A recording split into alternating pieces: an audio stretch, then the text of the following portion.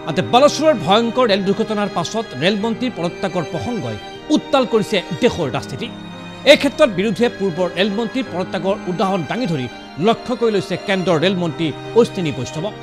ভাৰতৰ ৰাজনীতিত সাধাৰণতে পদত্যাগৰ ঘটনা বৰ বেছি সুলভ নহয়, কিন্তু ৰেল মন্ত্ৰালয়ৰ ক্ষেত্ৰত দেখিবলৈ পোৱা যায় এক সুকীয়া দৃশ্যপট।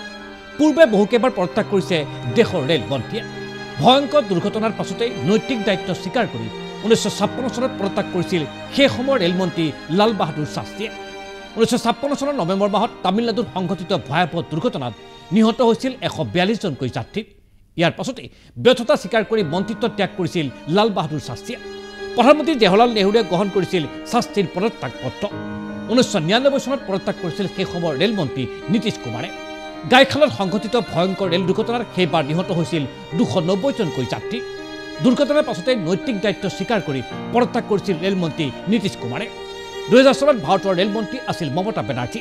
সেই বৰ্ষত দুটাকৈ ভয়ংকৰ ৰেল দুৰ্ঘটনাই কঁপাই গৈছিল সমগ্ৰ দেশকে, যাৰ বাবে নৈতিক দায়িত্ব স্বীকাৰ কৰি সেই সময়ৰ প্ৰধানমন্ত্ৰী অটল বিহাৰী বাজপেয়ীক পদত্যাগ পত্ৰ প্ৰেৰণ কৰিছিল মমতা বেনাৰ্জীয়ে। অৱশ্যে অটল বিহাৰী বাজপেয়ীয়ে গ্ৰহণ কৰা নাছিল মমতা বেনাৰ্জীৰ পদত্যাগ পত্ৰ। 2017 চনতো হৈছিল অনুৰূপ ঘটনা। 4টা দিনৰ ভিতৰত দুখনকৈ ৰেল ডবা লাইনচ্যুত হৈছিল। পাটনা ইন্দোৰ এক্সপ্ৰেছৰ দুৰ্ঘটনাত মৃত্যু হৈছিল 150 জনকৈ যাত্ৰী। ফলত সেই সময়ৰ ৰেলমন্ত্ৰী সুৰেশ প্ৰভু কৰিছিল পদত্যাগ। ভয়ংকৰ দুৰ্ঘটনাৰ পাছত এইদৰে প্ৰায় সংখ্যক ৰেলমন্ত্ৰীয়ে পদত্যাগ কৰিছে ভাৰতবৰ্ষত। তেনে ক্ষেত্ৰত শুক্ৰবাৰৰ দুৰ্ঘটনাৰ পাছত ৰেলমন্ত্ৰী অশ্বিনী বৈষ্ণৱে পদত্যাগ কৰিবলৈ সেই প্ৰশ্ন এতিয়া উত্থাপন কৰিছে একাংশ বিৰোধী নেতা আৰু কৰ্মীয়ে।